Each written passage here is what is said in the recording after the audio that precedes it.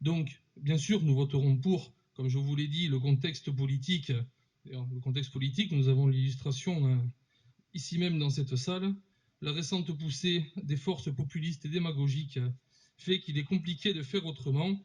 S'il vous plaît, laissez monsieur. Je déplore quand même simplement que ça s'inscrive dans une logique de dévaluation de la vie politique qui, si elle est orchestrée nationalement par certains partis, dont le Front National ici présent, localement, j'aimerais quand même leur rappeler que leur chef de file a préféré ne pas se faire élire dans cette assemblée régionale. Peut-être, ce ne sont que des suppositions, car il préférait ses indemnités européennes.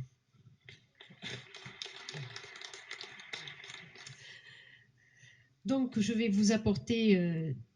Pardon. Oui, Madame Jamais. Je voulais juste savoir si vous me donniez la possibilité d'ajouter un mot, parce que j'ai vraisemblablement, effectivement, pas mangé moi non plus mon temps de parole, et parce qu'il y a eu diverses mises en cause directes ou personnelles, et que j'aurais voulu éventuellement éclairer un petit peu la position par rapport à... Je vais redemander, est-ce que le temps de parole du Front National avait été consommé ou pas? Oh non.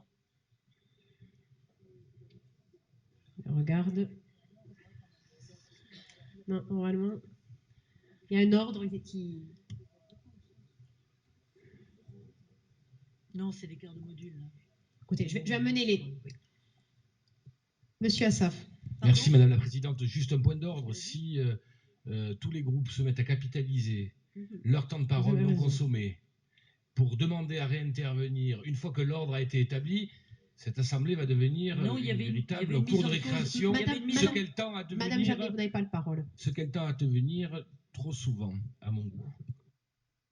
Dans tous les cas, je vais demander de donner des éléments de réponse par rapport aux différentes interrogations. Madame Jamais. Je vous remercie, Madame la Présidente. Oui, normalement, quand il y a une mise en cause directement, vous pouvez très bien, effectivement, donner le droit à ceux qui ont été interpellés ou attaqués directement de répondre. C'est de ce droit dont j'use en premier temps, puisque vous...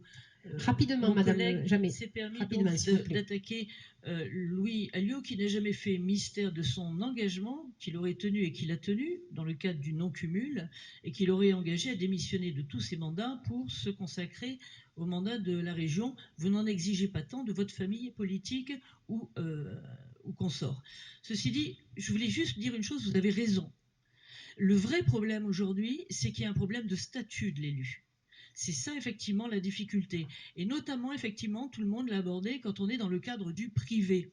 Cependant, ce pourquoi nous nous battons et qui n'est pas incohérent avec la demande de restriction ou d'économie sur les indemnités, ce sont les moyens, ce sont souvent les défraiements, c'est la formation et c'est justement les collaborateurs. Parce que comme le disait madame, dont je ne voudrais pas écorcher le nom, donc je ne vais pas, vous citer. Effectivement, voilà. Vous parliez tout à l'heure d'engagement. Oui, c'est vrai, chacun de nous aussi s'engage et en fait, il y a un certain militantisme.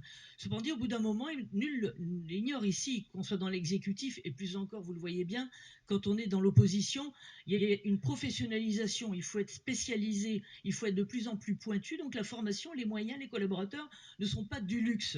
Ceci dit, effectivement, au regard de la situation de nos compatriotes actuellement, l'exemplarité ou en tout cas un geste de solidarité pour montrer que nous faisons nous aussi un effort, comme on en exige quotidiennement de leur part, ne paraît pas populiste ni démagogue, mais la moindre des choses.